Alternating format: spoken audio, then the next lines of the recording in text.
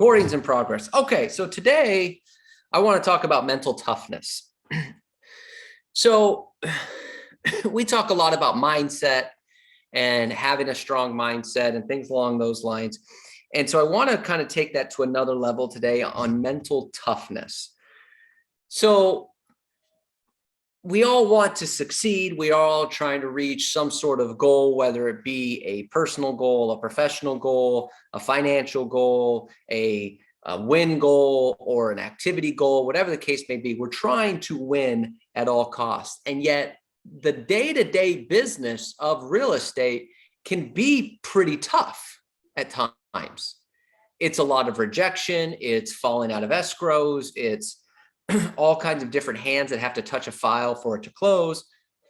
So there's a lot of things that we take on every day in real estate that can have an impact on our mental mindset and our attitude towards our day-to-day job. So I wanted to get into a little bit more about mental toughness to help us or protect ourselves from these issues that we might have on a day-to-day basis. So I wrote down a list of thoughts here on how to build mental toughness. None of them are in any particular order of importance. And some of these you might have heard before, we've talked about before. Some of these, this might be the first time you heard it, or maybe it's just a different way of hearing it. I'm not sure, but hopefully there's one or two things in here today that can help you in building a mental toughness, because here's the key thing. You cannot accomplish your goal without mental toughness. It just will not happen. There's just too much negativity in our job, too much negativity in the world, too many negative people to produce anything of value or reach any sort of reasonable goal without having mental toughness. It just won't work. So we really need to work on that. So let's jump into this. So the first thing I wrote down here, the headline is pretty simple, but we'll get into details. But the first headline I wrote down is develop a positive mindset. I know, I thought long and hard on that one. So I wrote down here, if you're going to increase your mental toughness and manage stress, the first thing you have to do is focus on building a strong, positive mindset in everyday life. So here's something really interesting. Here's some stats. According to the Cleveland Clinic, the average person has 60,000 thoughts per day. 60,000 thoughts per day. Of those, 95% of those thoughts repeat each day. And on average, 80% of the repeated ideas negative. That means roughly 45,600 negative thoughts enter our mind on a daily basis. That's a lot. So when you're carrying around these negative thoughts, it's going on a hike in the mountains with a backpack full of rocks. The hike is hard enough on its own, but having extra junk weighing you down is just a recipe for failure. That's our day-to-day life as a real estate agent. The job is hard enough, let alone when you bring extra weight into it. So sometimes building mental toughness isn't as much about building new strength. It's about saving your strength for the right task. Okay, so I'm going to repeat that line again. Sometimes building mental toughness isn't as much about building new strength as it is about saving your strength for the right task. So let's jump into a little bit on developing a positive mindset. I wrote down here, let go of self-limiting beliefs. Let go of self-limiting beliefs. It's pretty hard to be mentally tough when you're constantly beating yourself up. Self-limiting beliefs are any beliefs that hold you back in some way. So an example would be, I'm not smart enough to X. I don't have enough experience to X. I before and it didn't go well, so I must be bad at X.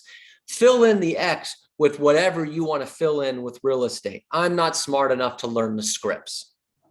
I don't have enough experience to get listings in this marketplace. I've tried that before, it didn't go well, so I must be bad at helping buyers get into escrow.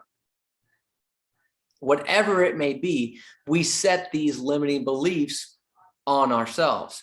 When we allow these self-limiting beliefs to flood our minds, negative self-talk runs rampant, and we crowd out our ability to think positively. However, when we recognize a self-limiting belief cropping up in our mind, we quickly silence it by telling ourselves that it's not true, and then back that up with some affirmations. I am smart enough. I may just need to do some more research first. So instead of saying, I'm not smart enough to do this, I am smart enough. I just may need to do some more research first. I may not have as much, but that's not going to stop me from trying. I have enough experience to get started. I'll figure out the rest on the way. Just because I failed at this last time doesn't mean I'm going to fail this time. My past doesn't dictate my future. So that's just a different way of working things around. We all, at some point in our lives, have self-limiting beliefs. Yes or no? Yes. I see some of the heads nodding there. And the people that don't have pictures, I'm just going to assume your head is nodding and that you're fully focused on everything I'm saying. This is the world I'm living in. So we all have these I'm not smart enough. I can't do this. I can't do that. You have to switch the mind around. Get rid of the negative self-talk and turn it into more of some sort of an affirmation that it's not true. Because the reality is some of it's not true. Well, I don't have enough experience to do X. Well, every single person here started out as a day one real estate agent. And at some point they got to whatever level of production they're at. So they must have gotten some experience somewhere. Somebody gave them a chance to get started. I've tried that before and it didn't go well, so I must be bad at X. Yes, because everyone succeeds their first go around. Right? One of my favorite quotes of all time. If at first you don't succeed. Now, here's the thing. We all know the quote, if at first you don't succeed, try again. No. I like this quote better. If at first you don't succeed, you're about normal. Okay? That's one of my all-time favorite quotes. So we have these self-limiting beliefs. I tried it before, it didn't go well, so I must be bad at it. No. Turn it around. Get it into an affirmation. I wrote down here on developing a positive mindset, acceptance. Don't complain about the things you have no control over. Recognize that the one thing you can always control is your response and attitude, and use those attributes effectively. So developing a positive mindset is we have to let go of complaining of things we have no control over. So in our business, we can't complain about the interest rates. We have no control over that. We can't complain about the prices. We have no control over that. We can't complain about the number of offers and our buyers can't get their offers accepted. We have no control over that. We can't complain about sellers being greedy and instead of selling it now, they're trying to get every penny. We have no control over that. We have no control over the stock market. We have no control over the politics. Some of you get so caught up in some of this stuff. Don't get caught up in stuff you have no control over. Recognize what you can control, your response to things, your attitude towards things, your energy, your enthusiasm, your willingness to grow. Those are things you can control. Focus on that. If you want to develop more of a positive mindset, which strengthens your mental toughness, don't complain about things you have no control over. I wrote down here next on developing a positive mindset. Positive mindset, I know we're talking a lot about positive mindset. There's more stuff, but there's a lot to do on developing a positive mindset in regards to mental toughness. I wrote down, get rid of the all or nothing thinking. Get rid of the all or nothing thinking. Another form of negative thinking that could be preventing you from building mental toughness is all or nothing thinking. All or nothing thinking is the concept of thinking in extremes. You're either a success or a failure. Your performance was either great or awful. If you're not perfect, then you're a failure. But that's not true. So let's get outside of sales. If you're trying to lose 30 pounds and you only lost 28, isn't that still better than not losing any weight at all? I mean, I would think so. If you allow all or nothing to rule your mind, you'll be on cloud nine when you succeed, but you'll beat yourself up when you fail. Acknowledging the shades of gray in between will allow you to see success more often. Let me repeat that again. If you allow all or nothing thinking to rule your mind, you'll be on cloud nine when you succeed, but you'll beat yourself up when you fail. Acknowledging the shades of gray in between will allow you to see successes more often. So, give you an example. My goal today was to get 30 contacts. I only got 25. Okay, yeah, as a coach, we're going to figure out 30, but you got 25. Most people get 0 or 1, 2, 3, 4. You got 25. Acknowledge the fact that you got 25. You know, my goal this week was to get 2 listing appointments. I only got 1. Okay, so you only got 1, but you got 1. Getting a listing is hard. Yes or no? Yes, it's hard. So instead of saying, well, I didn't get 2, I failed. Okay, great. Well, then how about this? Give me the listing. All appointment. Since you failed and you didn't get, I don't think so. See, it's that all or nothing mentality. We're not accepting the good things in between. Now, if your goal was to get 30 contacts and you ended up with 2, okay, that's a different conversation. So you have to have some reason within this. But if that all or nothing mentality really hurts your mental toughness, because the reality is, how often do we get all? Not very often. That's not a shot at you. It's being honest, because I don't get all. So when we think, if I don't get everything, then I failed, then we're going to be thinking failure more times than not. Because that's just the way it goes. We're going to fail more than we're going to succeed. We all make hundreds of contacts in order to get a deal. So we have to get rid of that all or nothing mentality. You're not a success or a failure. Okay. You're moving towards success, or you're getting there. Okay. This is one of the things I talk about when I say not everything has to be done at once. So here's an example of our real estate lives of all or nothing. So all or nothing means, well, I'm supposed to prospect. I'm just using this as an example, right? Let's say you're prospecting blocked off from 9 to 12. But an inspection comes up that you absolutely cannot move, and it's at 10:30. And you say, well, I have an inspection at 10:30, so I can't prospect. Well, that's all or nothing. I can either do it for 3 hours or I get nothing. But wait a second here. Why can't you prospect from 9 to 10? Oh, I guess that makes, okay, great. And then, you know, you're going to be back at the office when? 11:30. So why don't you prospect from 11:30 to 12? So instead of all or nothing, I was scheduled for 3 hours, but because of this inspection, I'll do 0. You just got an hour and a half in the morning of prospecting. Isn't that better than getting none? And won't that make you feel a little bit better about your day, that you at least got an hour and a half of prospecting in? Total shift in the mindset. That's building mental toughness. Okay.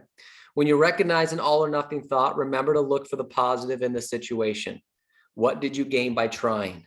What would you have missed on had you not tried? Could you do better if you were to try again? See, sometimes just the trying aspect of it is the greatest learning experience. You don't gain experience by days worked. You gain experiences by actions done.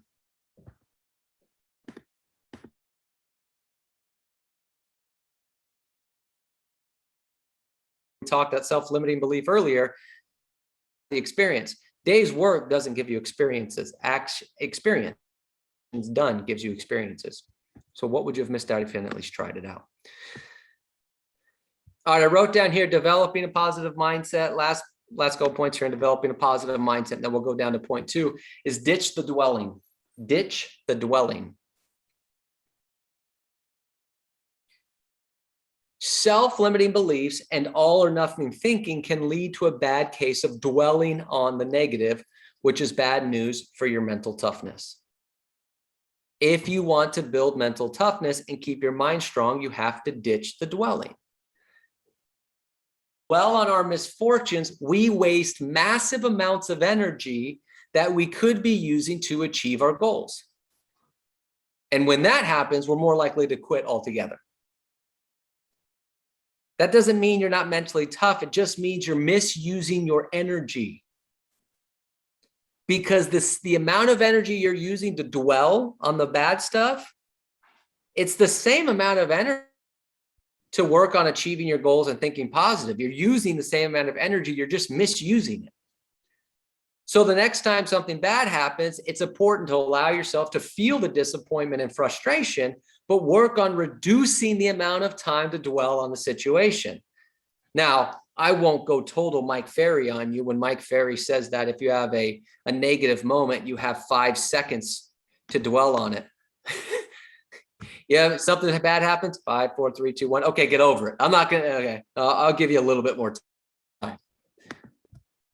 But allow yourself to feel the disappointment and frustration, but work on reducing the amount of time to dwell on it. So I'll give you an example. Deal falls out of escrow. And it's a buyer. Because if it's a listing that falls out of escrow, you still have a listing. But a buyer falls out of escrow. And you're sitting there going, oh my gosh, now I have to go show them more property. I have to beat all these other offers, right? So you can feel the disappointment and frustration for yourself, but then also feel it for them. Like, oh my gosh, now they don't have a house. You could feel that, but that doesn't take up the whole day. That doesn't take up the whole week. I feel it, I get it. All right, I got it. Now I have to move on because now I have to go find them another house, or I have to go find another lead. I got to go find another deal. I have something else I need to do. So you have to reduce the amount of dwelling time. So I wrote down here, if you struggle with this, here's a couple things you can call a friend or mentor and talk it through with them, get some outside perspective on the situation. Okay. I get that all the time from a coaching. Sometimes some of you will call me and it's, hey, this just happened. What do you think? Or this just happened. My mindset's a little off. Help me out with that. And for some of you, it's a 3-second motivation. And some of you, it takes a little bit longer, but call a friend or a mentor. You can time block. Here's something interesting. Time block your dwelling. Time block your dwelling by allowing yourself to dwell for no more than 1 hour. All right. So you have it on your calendar, dwelling time block. I'm going to sit here for an hour and just dwell on all the misfortunes I got going on. And then it's out of my system. Right. You could just simply tell yourself to move on, that you're human and that you're allowed to make mistakes or have setbacks. Every single person does. No reason why you're any different. You're going to have setbacks and mistakes. And then if all else fails, find a good way to distract yourself until you can calm down and re-examine things with a clear mind. They do that with anxiety. For those of you who have ever dealt with people with anxiety or had anxiety yourself, they distract your mind with something else. So you watch TV, you watch a movie, you turn on YouTube, you read, you do something to distract the mind from the anxiety. It's the same thing here. You're dwelling on the misfortunes, distract yourself with something else. Go to YouTube, watch something interesting, watch something that uplifts your spirits. Don't have a dwelling misfortune and go to YouTube and watch something that's even more depressing. That's not going to help, right? Something that's uplifting, something that's funny, something that's interesting, read something, right? Go for a quick run, do something along those lines. If all else fails, you have to distract your mind. The faster you focus on the positives and move past the problem, the quicker you can get back to achieving success. And the last thing I wrote down here on building mental toughness with a positive mindset is emotional stability.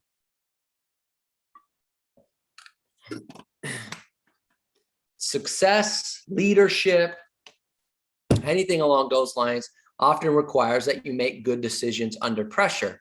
It's important that you maintain your capacity to stay objective and deliver the same level of performance regardless of what you're feeling. See, when you get too emotional, you can't have mental toughness because you're all over the place. You're emotionally here, you're emotionally there. Your thoughts are here, your thoughts are there. Mentally, you can't have mental toughness. You have to have emotional stability. Mike Ferry talks about this all the time, of keeping your emotions between the lines.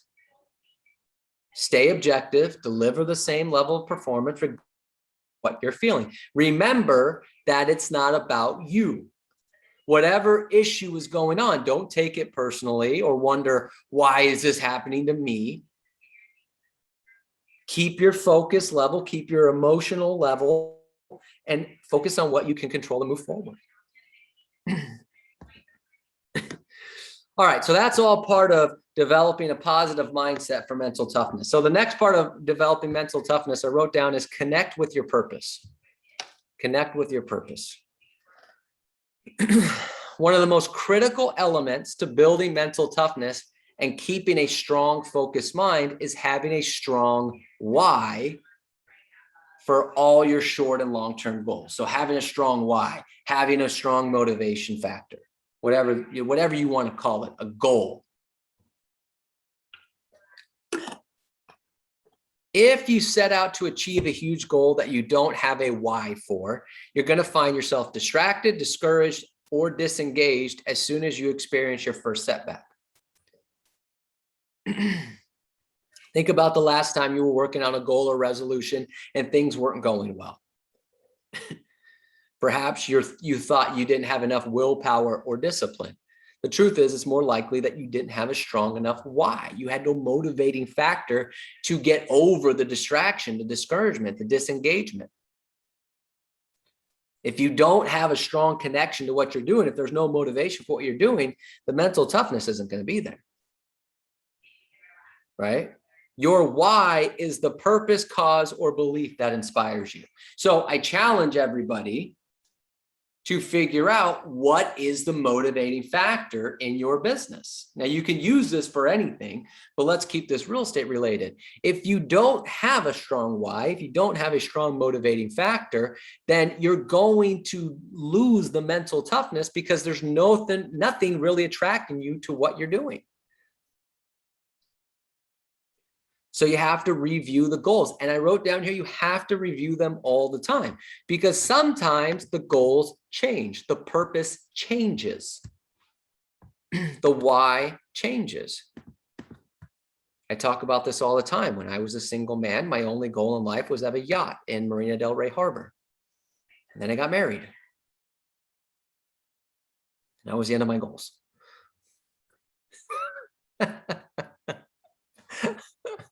That was it, right? So the goals change, life changes. So you have to constantly be working on what your why is, okay? One of the biggest drains on your mental energy is pursuing a goal or task that you don't have a why for. Often we set goals because we like the idea of the goal, not the reality of the goal. So an example that would be, well, I want to close 50 deals this year. I love the idea of the goal. Yeah, 50 deals. That would be great. Okay, well, the reality of doing 50 deals is this. Well, I don't want to do that. Okay. So sometimes we like the idea. I want the bigger house. Okay. Well, the bigger house, this is what it takes. This is what comes with it. I don't want that anymore. I want to pay for my kids' college. Okay, great. Hey, here's how much college is. You know what? I don't want my kid to go to college anymore. No, never mind. University of YouTube.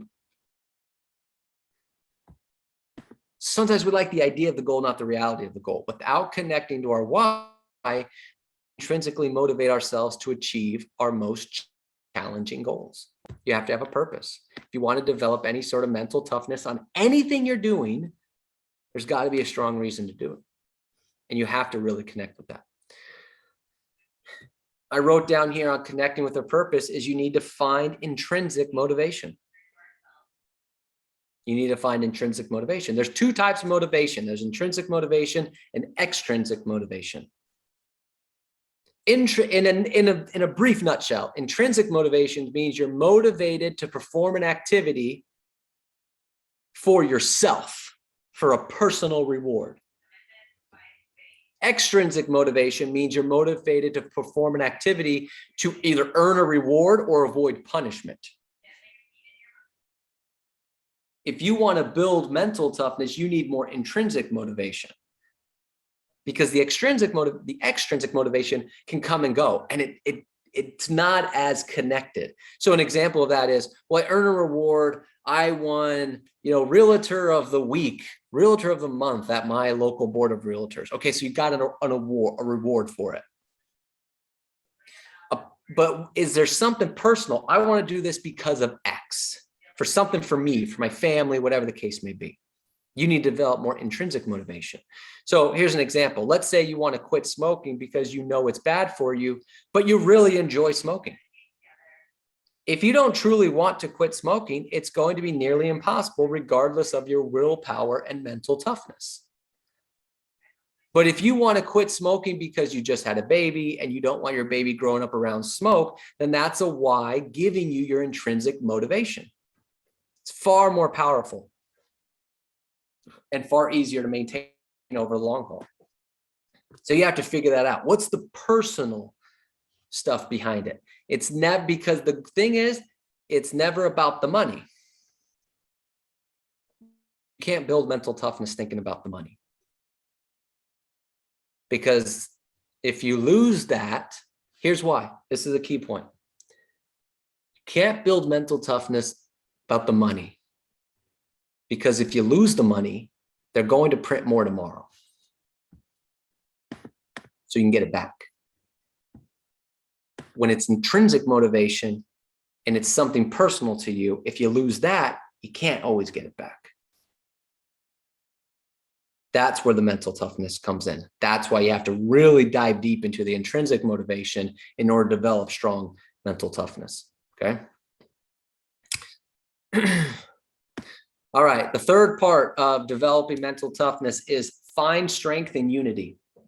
Find strength in unity.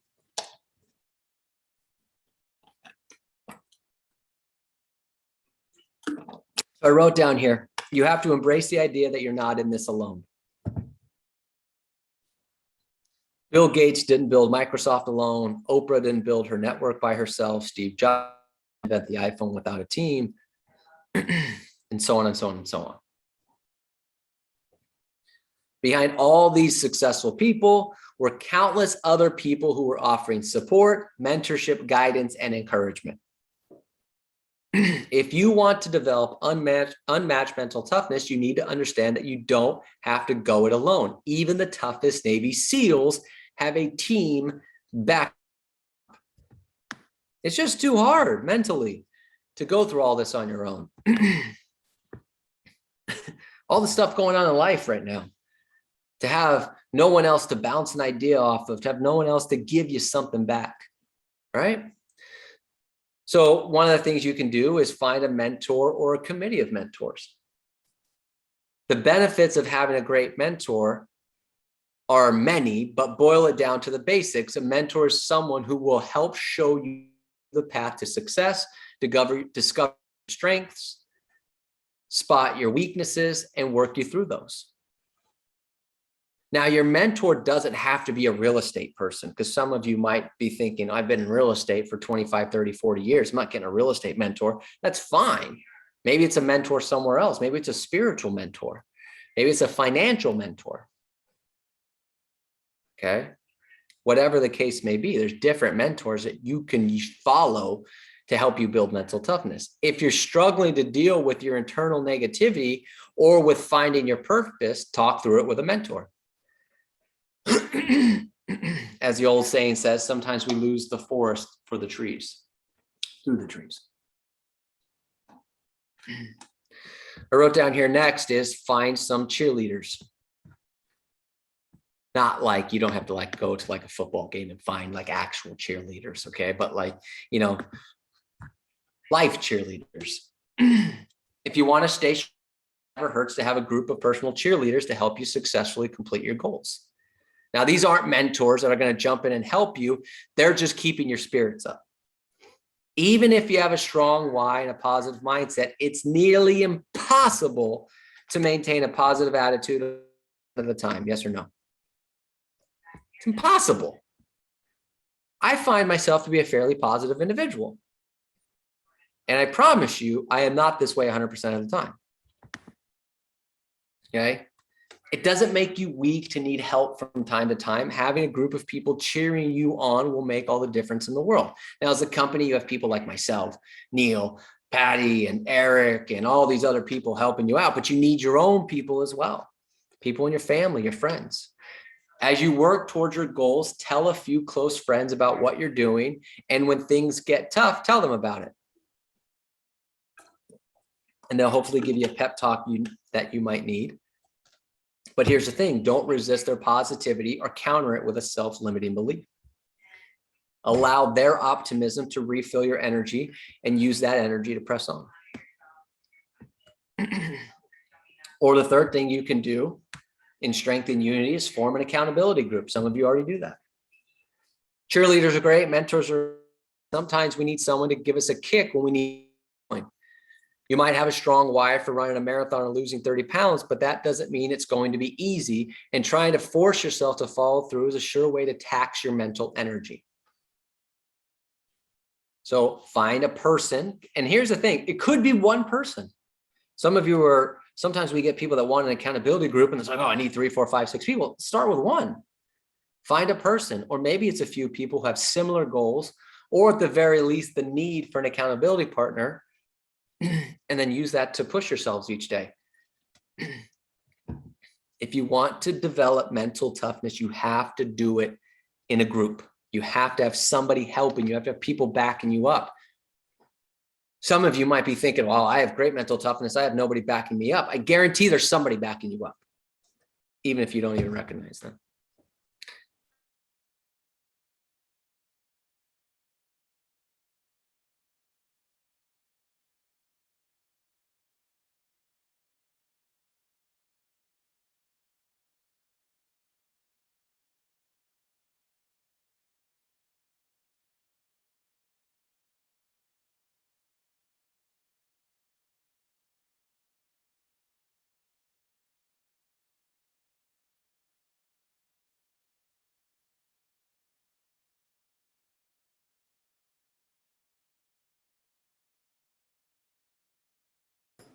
Robert, you're frozen.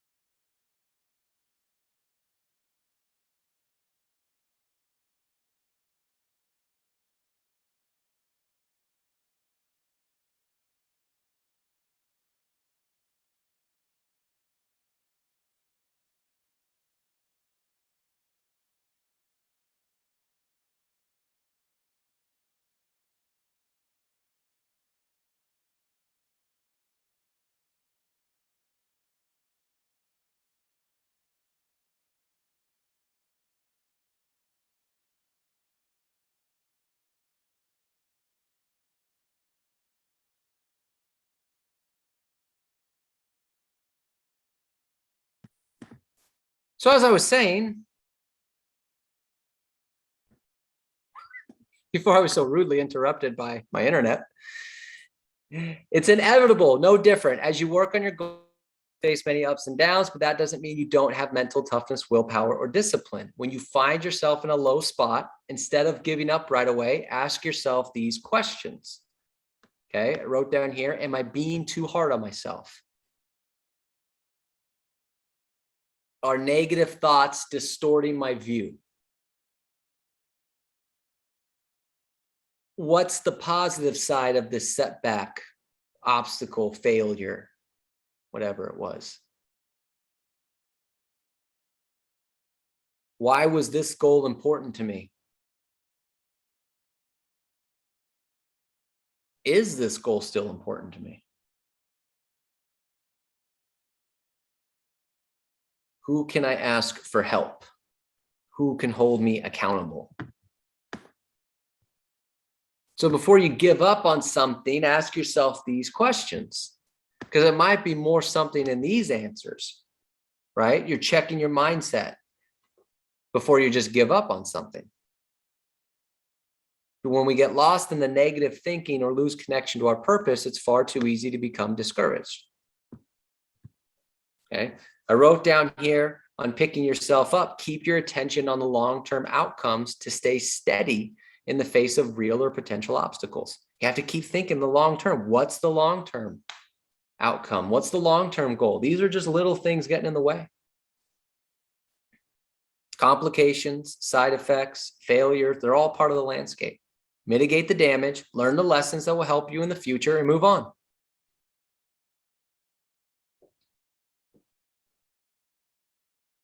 And the last couple points here, I wrote down patience.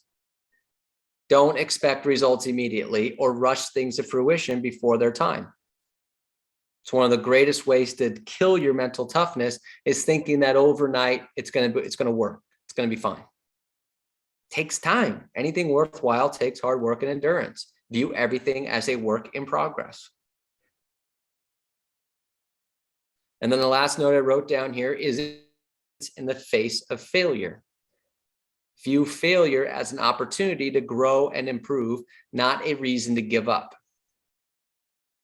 Be willing to keep trying until you get it right. Or as Thomas Edison said, you know, I found 1,000 different ways that the light bulb didn't work.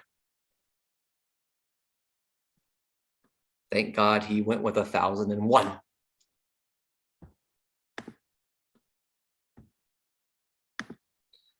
So those are 4 different characteristics and a lot of subnotes under each one on developing mental toughness. But if we can harness that and figure out how to build our mental toughness to a really, really level, that's where the success comes from. Whatever success it is that you're looking for, that's where the goals come from. That's when things get better. But if you don't develop or build a mental toughness, then you're constantly going to be battling each and every day, especially in a business like real estate when you're battling anyways.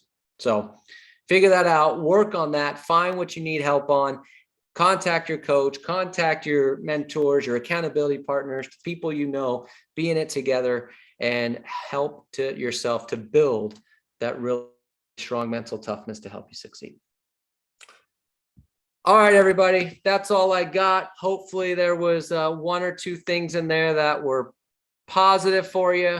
Sorry for the little glitch there right near the end, but thanks for sticking around and going through. Hey, Robert. Yes, Michael. Hey, Neil, this morning we're saying a couple of companies closed last week. Do you know who are they? I don't. Okay. I don't. But I can find out. I mean, we're seeing that